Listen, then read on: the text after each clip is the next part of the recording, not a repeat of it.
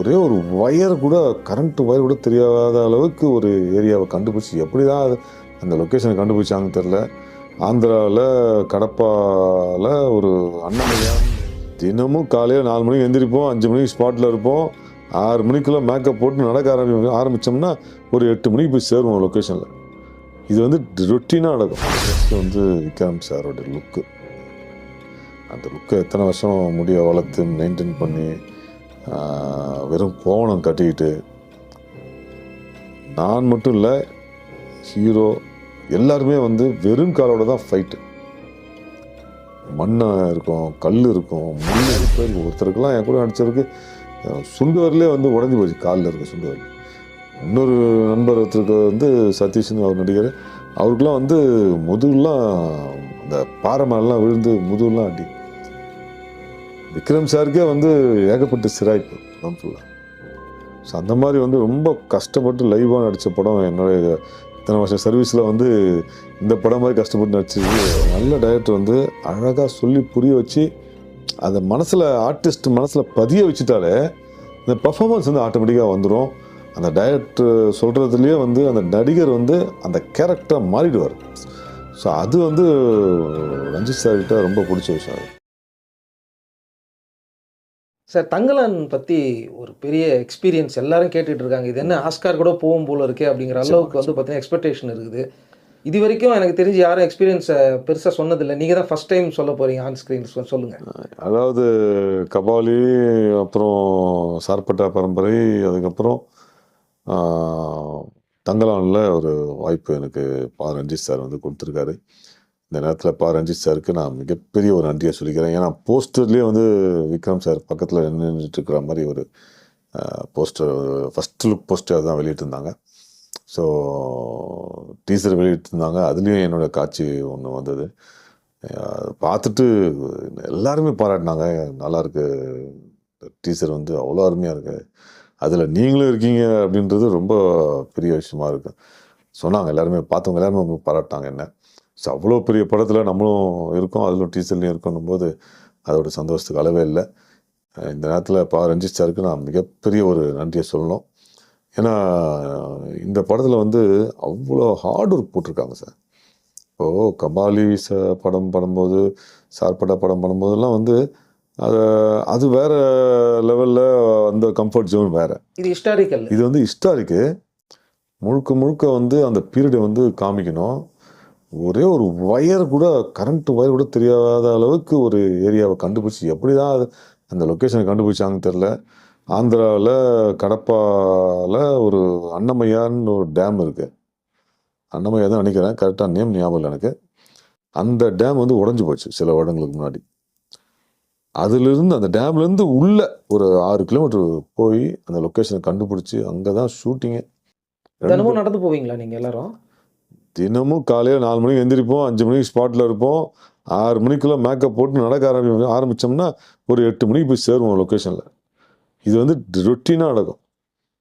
அதுக்கப்புறம் லாஸ்ட்டு ஒரு few days தான் வந்து அப்புறம் டிராக்டரில் அந்த இதெல்லாம் போர்டெலாம் அடித்து செட் பண்ணி, ஏன்னா டிராக்டரில் போகாது, அங்கே போகாது மீன்ஸ் நான் தண்ணியில் போகணும். அதுக்கு கொஞ்சம் ஒரு 1/2 கிலோமீட்டர் கிட்ட தண்ணியில் தான் நடக்க வேண்டியது இருக்கும். ரிஸ்க் இல்லை சார் அது? தண்ணினா ஒரு முட்டி அளவு இருக்கும். ஓகே, முட்டி அளவு இருக்கும். அதில் நடந்து போய் அதுக்கப்புறம் மணலில் நடக்கணும். மணலில் நடக்கும்போது என்ன பிரச்சனைனா, செருப்பு போட்டு நடக்க முடியாது உங்களால், ஏன்னா ஃபுல்லாக சிக்கிக்கும். அதனால் வெறுங்காலோட தான் நடப்போம். ஃபுல்லாகவே வந்து இப்படி தான் வந்து போனோம். கடைசி ஒரு சில நாட்கள் தான் வந்து வழி இல்லாமல் டிராக்டர்லாம் செட் பண்ணி அதில் பலகெல்லாம் போட்டு அடித்து அதில் வந்து அப்புறம் கூப்பிட்டு வந்தாங்க. ஸோ அந்தளவுக்கு வந்து ரொம்ப சிரமப்பட்டு, ஷூட்டிங் ஸ்பாட்டுக்கு போகிறதுக்கே வந்து சிரமப்பட்டு தான் போக வேண்டிய ஒரு நிர்பந்தம்.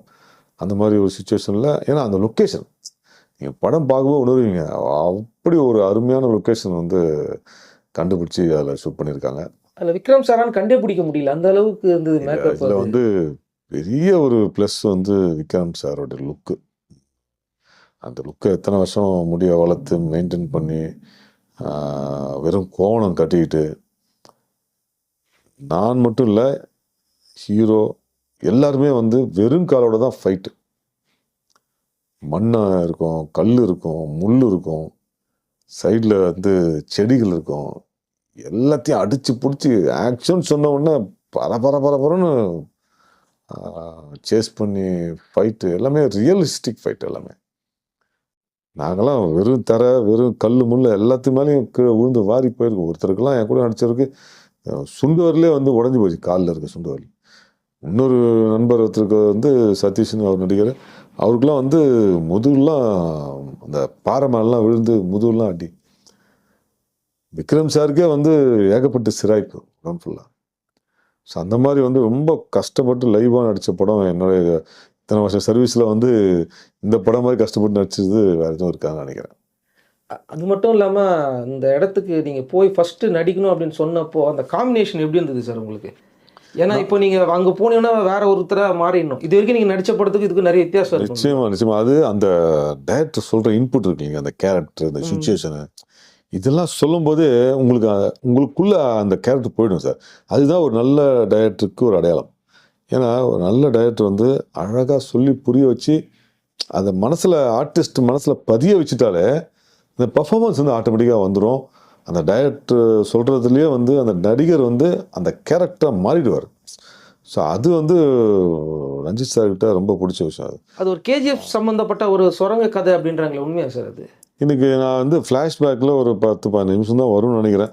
ஸோ அதில் தான் வந்து நான் நடிச்சிருக்கேன். ஆனால் கோல்டு சம்மந்தமாக எதாவது இருக்கா, நீங்கள் சொன்ன மாதிரி கேஜிஎஃப் சம்மந்தமாக எதாவது இருக்கான்றது எனக்கு, நானும் அவரோட காத்துட்ருக்கேன். படம் பார்த்தா தான் எனக்கு தெரியும் ஆக்சுவலாக. ஏன்னா இன்றைக்கி தமிழர்களும் அதில் அவங்களுடைய பங்கு இருந்தது. ஆமாம், பேஸ் பண்ணி தான் இந்த கதை. அது உண்மை தானே. தமிழர்கள் இல்லாத இடம் எங்கே இருக்குது? எல்லா ஏரியாலும் இருக்காங்க. ஸோ கண்டிப்பாக கேஜிஎஃப்லேயும் கண்டிப்பாக இருக்காங்க. ஸோ முழு கதை என்னன்னு எனக்கு தெரியாது ஆக்சுவலாக. நானும் அவ்வளோ நடித்த காட்சிகள் மட்டும்தான். ஆமாம், நான் டப்பிங் முடிச்சிட்டிங்களா சார்? சார் இது வந்து லைவ் டப்பிங் சார். இது நான் ஃபஸ்ட் டைம் லைவ் டப்பிங் பண்ணியிருக்கேன். மணிரத்னம் சார் மாதிரி. ஆமாம், அவரு பண்ணியிருப்பார். அவர் நிறைய பெரிய பெரிய படம்லாம் பண்ணியிருக்காரு. அவரும் நிறைய லைவ் டப்பிங்லாம் பண்ணியிருக்காரு. இந்த படத்தில் வந்து அதான் சொன்னேன், ஓப்பன் பிளேஸு. ஸோ லைவ் டப்பிங்கில் எடுத்துருக்காங்க. எவ்வளோ ரியலிஸ்டிக்காக வர முடியுமோ அவ்வளோ ரியலிஸ்டிக்காக பண்ணியிருக்காங்க. ஓகே, அந்த நீங்கள் சினிமா அந்த இவ்வளோ தூரம் போகணும்னு சொல்கிறீங்க, அந்த கேமரா இதெல்லாம் எடுத்துகிட்டு எப்படி போவாங்க? அவ்வளோ பெரிய கேமரா இல்லாமல் போவோம் சார். எல்லோரும் ஒன்றும் நாங்களாம் கூட சில நேரங்களில் எடுத்துன்னு போவோம். ஸோ எல்லாருமே இங்கேருந்து போகிறவங்க எல்லாமே இங்கேருந்து போகும்போது ஆளுக்கு ஒன்று எடுத்துன்னு போவோம் சொல்லுவாங்க. நாங்கள் ஆளுக்கு ஒன்று எடுத்துகிட்டு போயிடுவாங்க. ஓகே, எல்லாமே அப்படி தான் எடுத்துன்னு போனாங்க. மேன் பவர் நிறைய, கடுமையான உழைப்பு, நிறைய பேரோட உழைப்பு இதில் இருக்குது. இவ்வளோ நேரம் உங்களோட எக்ஸ்பீரியன்ஸ் பார்க்குறதுக்கு ரொம்ப ரொம்ப நன்றி சார். ரொம்ப நன்றி. என்னுடைய இத்தனை வருஷம் அனுபவத்தை பொறுமையாக கேட்டுட்டு இருந்த உங்கள் எல்லாருக்குமே நன்றி.